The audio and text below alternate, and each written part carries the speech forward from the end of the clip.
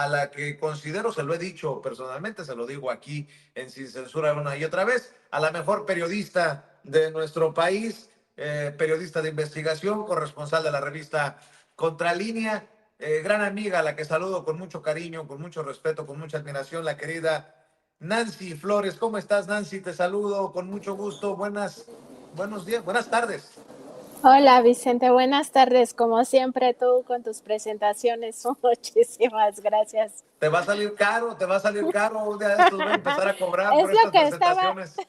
es lo que estaba pensando, a ver qué quiere Vicente.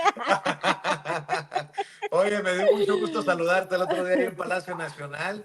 Y bueno, lo importante de estos ejercicios es que podemos seguir poniendo sobre la mesa los temas que consideramos pertinentes, oportunos. Este que publican del CIDE y su, eh, híjole, lo voy a decir, un talante de discriminación y de clasismo, en el que hay mano incluso de mexicanos contra la corrupción y la impunidad, es un reportaje, una investigación devastadora, mi querida Nancy, que no se puede permitir lo que ocurre ahí en tiempos de la transformación.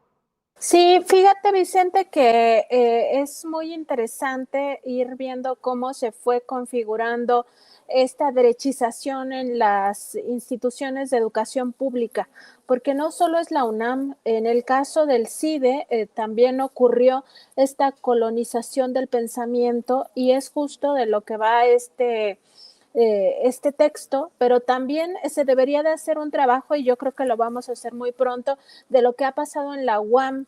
Fíjate que en la UAM, este seminario que se hizo para, de alguna manera, revisar y sobre todo tener como eje de la enseñanza del periodismo lo que fue la trayectoria de Miguel Ángel Granados Chapa.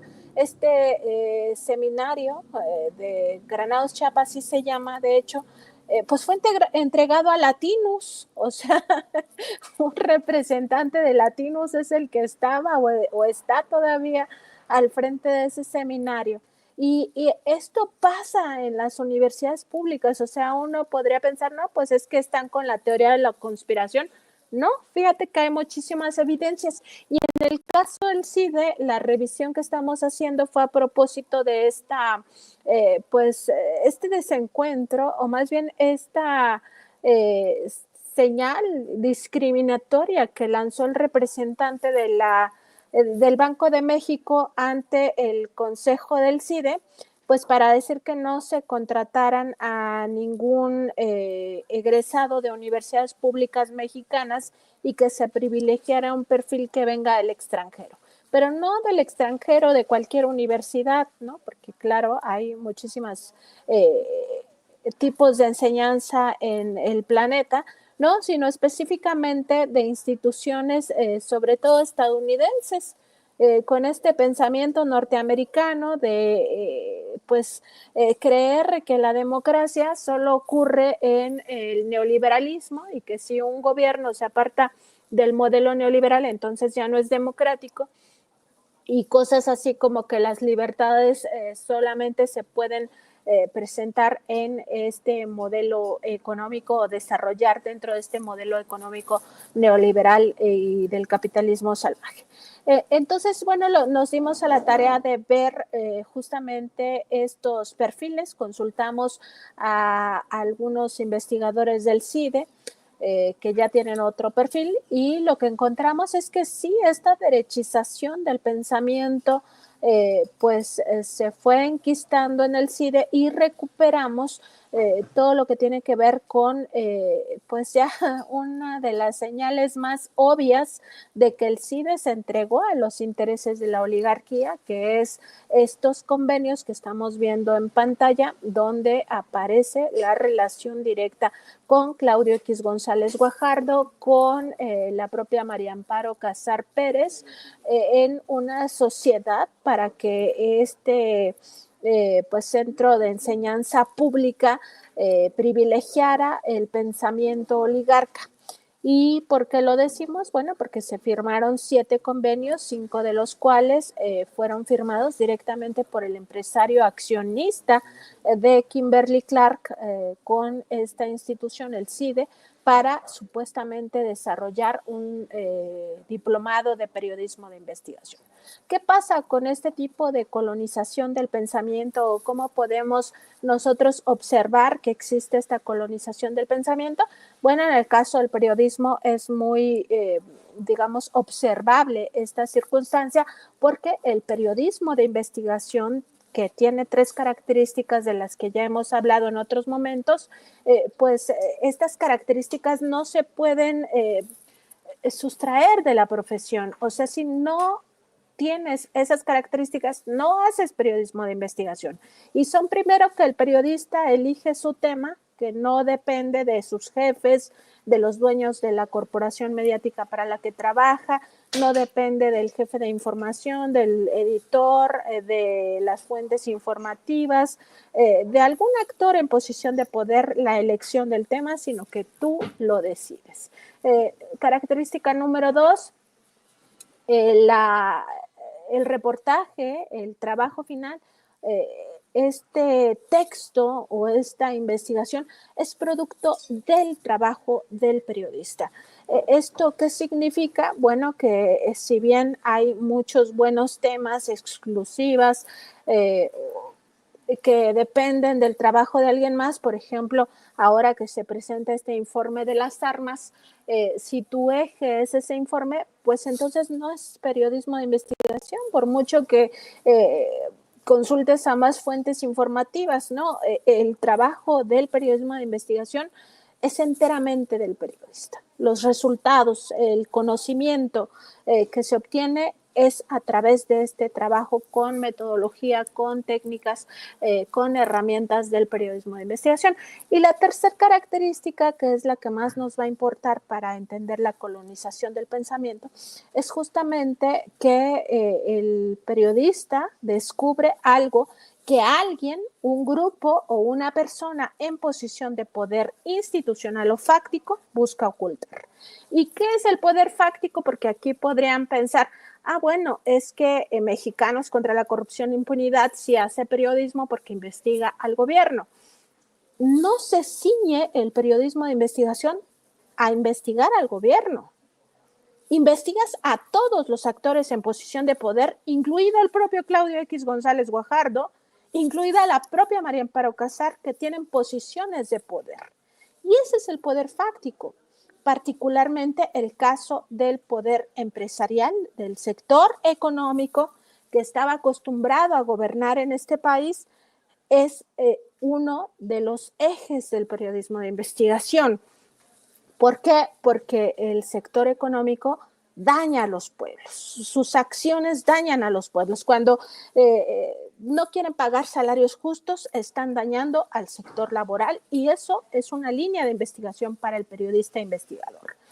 Si están contaminando de manera exponencial, como ha ocurrido en México, que están mapeados 60 infiernos ambientales donde las personas mueren de enfermedades terminales como el cáncer o las enfermedades crónicas renales o las mujeres en edad fértil sufren sistemáticamente abortos espontáneos o se presentan diversas tumoraciones o los niños nacen sin cerebro por la contaminación. Eso es una línea de investigación de este tipo de periodismo. Los poderes fácticos son estos poderes a los que nadie elegimos y sin embargo tienen la capacidad de gobernar nuestras vidas o de incidir en nuestras vidas. Y el sector económico es muy, digamos, muy interesante para investigar. Pero entonces, ¿qué enseñaban en ese diplomado, Vicente? A solamente utilizar la herramienta de la transparencia como si esa fuera la única herramienta que tiene el periodismo de investigación. Y entonces les decían, hay que centrarse a estos periodistas que formó el propio Claudio X porque dio clases en el CIDE, hay que centrarse en investigar al gobierno federal y particularmente a la presidencia de la República o a todas las áreas que conforman solo el Ejecutivo. Y entonces, y te has convertido en el dolor de cabeza de estos personajes que estaban metidos como la humedad por todos lados. Porque yo debo de reconocer que las investigaciones que han publicado en Contralínea demuestran el gran poder, control que tenían en instituciones, personajes de Mexicanos contra la corrupción y la impunidad. Nótese o llámese Claudio X González. Pero además veo que estos personajes son los que prefieren defender a Trump que defender, por ejemplo, a la presidenta de México, cerrar filas con la presidenta de México ante las amenazas y los dichos de Trump. Ya que hablamos de clasismo, de discriminación, ya que hablamos de, pues, de esto que raya en traición a la patria, es mi opinión, pues son estos mismos, los mismos de los mismos. Perdón por la interrupción, Nancy. No, tienes toda la razón, Vicente, porque eso justo es la colonización del pensamiento. Cuando tú, en vez de ver lo colectivo, empiezas a ver lo individual y entonces ya solo me importa lo que me pasa a mí. Y si hay mexicanos muriéndose en estas áreas ultra contaminadas por el sector económico, por las empresas criminales, eso no me importa, porque a mí lo que me importa soy yo. Y entonces lo que me importa es ganar mucho dinero y ganar mucho dinero a costa del derecho humano a la información de los demás. Ese es el tipo de pensamiento que se inculcó en el CIDE, por lo menos en este diplomado. Y también es el tipo de conocimientos que rigen a todo este sector. Fíjate que ayer estaba viendo, por ejemplo, estos que siguen con su campaña de los dictadores y el caso de José Antonio Crespo.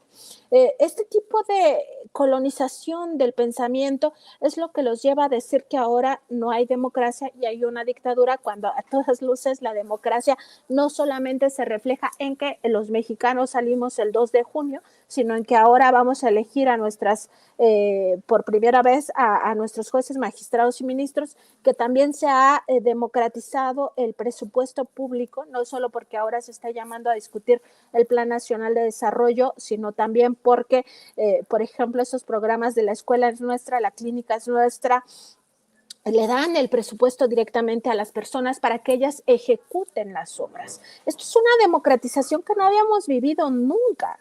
Y esto que tú dices de cómo defienden los intereses gringos por encima de los intereses de los mexicanos es una muestra clarísima de cómo se colonizó el pensamiento. Y por eso este análisis parte justamente de esta visión que tiene el representante del Banco de México diciendo no contrates egresados de la UNAM, de la UAM, del Politécnico, del propio CIDE, ni de ninguna otra institución académica mexicana, porque los que importan son los que vienen de la Universidad de Chicago, como uno de los que cito en este texto, que es justamente quien llevaba el nexo con Mexicanos contra la Corrupción e Impunidad, con Claudio X González Guajardo, que es Bravo Regidor, ¿no? Este personaje que aparece mucho en medios de comunicación y que pues ya todos sabemos lo que opina de los gobiernos progresistas, no solo de México, sino también de América Latina. En fin, este es el tipo de pensamiento que ellos quieren seguir difundiendo. Y entonces, justo también lo que decías al inicio de esta plática, Vicente, es muy importante, que la cuarta transformación no se debe de permitir esos modelos que nos llevan, no a nosotros, por supuesto, porque tenemos conciencia de clase, tenemos conciencia social y además somos patriotas, sino a estos vendepatrias a decir que ahora sí Donald Trump va a venir a dictarnos qué se debe hacer en México y que el embajador estadounidense ahora va a tener un lugar en el gabinete de Claudia Sheinbaum, que eso ya es una locura, pero bueno, viene de este otro programa de Atypical, que ya qué decir, con simplemente decir que viene de Atypical ya sabemos pues qué pensamiento traen. Y esto es fundamental, porque ellos quieren ganar esta guerra en la cabeza, o sea, ellos quieren dominar nuestro pensamiento. Por eso, Vicente, después del 2 de junio, no cambió nada en las corporaciones mediáticas. uno pensaría, bueno, ya se dieron cuenta que no pueden mentir y tomarle el pelo a las personas porque perdieron 2-1. Entonces van a cambiar y ahora sí ya no van a tener esta sobrerepresentación de la derecha y la oligarquía. Y no pasó nada. Pues no pasó nada porque ellos quieren escribir la historia. Así están escribiendo la historia. Quieren después decirnos que estos 2 periodos, tanto del presidente López Obrador como de la presidenta Claudia Sheinbaum, son los peores que hemos vivido. Es la dictadura, según ellos. Porque eso van a retomar para hacer sus libros de historia después. Pura propaganda, Vicente. Entonces eso es lo que no se debe permitir y ya en la siguiente entrega, que de una vez te lo adelanto, sobre esta revisión que estamos haciendo del CIDE, vamos a ver cómo hubo también nexos muy importantes con, por ejemplo, el INAI. El INAI también estuvo muy metido en proteger estas redes de intereses de la derecha dentro del CIDE. Ya eso lo conversaremos en una próxima emisión, Vicente, aquí en Sin Censura, pero es muy importante tener en cuenta también el papel que jugaron esos supuestos organismos autónomos que sin ellos, se nos va a caer el país. No, hombre. Y también decían que ya no iba a haber periodismo de investigación, pues porque lo que les enseñaron fue esa única herramienta. El periodismo de investigación tiene cantidad de herramientas, Vicente, y muchos trabajos ni siquiera hacen uso de las solicitudes de información. Y nada más para cerrar esta idea, decirte que pues hay muchos países donde no hay ley de transparencia, donde no existe un INAI que se roba 1,000 millones de pesos o una buena parte de eso, que contrata rentas multimillonarias. O que los comisionados se van al table Al table. Pagar por la American Express. Exactamente. Y también hay periodismo de investigación. Entonces, ¿de qué nos hablan? Bueno, de esta idea de que solo se revisa al Ejecutivo, porque también no hay que olvidar que la propia María Amparo Casar tuvo estas campañas de la Suprema Corte de Justicia no se toca, el INE no se toca, el INAI no se toca, y en realidad el periodismo de investigación no se puede permitir ninguna área que no se toca. Pero ¿qué es lo que no nos decían que no se tocaba? La oligarquía. La oligarquía no se toca para Mexicanos contra la Corrupción e Impunidad y es lo que le enseñaban a los estudiantes de periodismo en este diplomado. O sea, todo mal, Vicente, todo mal, y por eso se explica muchas de las posiciones de reporteros que tomaron cursos directamente con Claudio X González. Pues qué bueno que les andas arreglando la plana, mi querida Nancy, con la ética, el profesionalismo y sobre todo con la autoridad moral que está siempre de tu lado. Y yo quiero agradecer estas oportunidades que tenemos. Ya teníamos mucho que no conversábamos aquí en Sin Censura. Ojalá bueno, que porque no estabas, Vicente, porque yo he conversado con Toño, ¿eh? Perdí la comunicación con Nancy, no escucho. Es que luego se les da por invitarme a desayunar en tiempos de trabajo, Nancy. Oye, a ver, aprovechemos para decirle a la gente en dónde pueden leer, en dónde pueden ver, en dónde pueden escuchar y sobre todo en dónde pueden apoyar el periodismo de investigación que se hace con mucho orgullo en Contralínea, querida Nancy. Sí, muchas gracias. Pues nuestra página es www.contralinea.com.mx. También estamos en nuestro programa informativo y de opinión de lunes a viernes de 10 de la mañana a 12 de la mañana en nuestro canal de YouTube donde nos encuentran como Contralínea, también en Facebook como Contralínea. Estrenamos un programa y aquí va el comercial el próximo lunes a la 1 de la tarde, lo va a dirigir el doctor Jorge Retana Yarto, es también sobre entrevistas y pues ahí estamos, Vicente en X, nos encuentran como Contralínea y a mí como Nancy-Contra. Y por supuesto aquí cuando nos invitan, Vicente, aquí en Sin Censura. Están creciendo de tal manera, terminaron el sexenio de Andrés Manuel López Obrador como la mejor revista, el mejor periodismo de investigación se hace en Contralínea. Inician este sexenio con Nancy Flores, la mejor periodista de investigación. Al paso que vamos, Toño y tu servidor, vamos a pedir trabajo ahí con ustedes, mi querida Nancy. No, apaguen las luces, vámonos. Esta es su casa también. Ya sabes que se te quiere mucho, se te respeta, se te admira. Salúdanos, por favor. al maestro Miguel Vadillo, director de la revista, y estamos al pendiente para otra oportunidad de desayunar en horario laboral. Mi querida Nancy, te mando un abrazote. Un abrazo y feliz año a toda la audiencia, a ti y a todos los que están en Sin Censura. Claro que sí.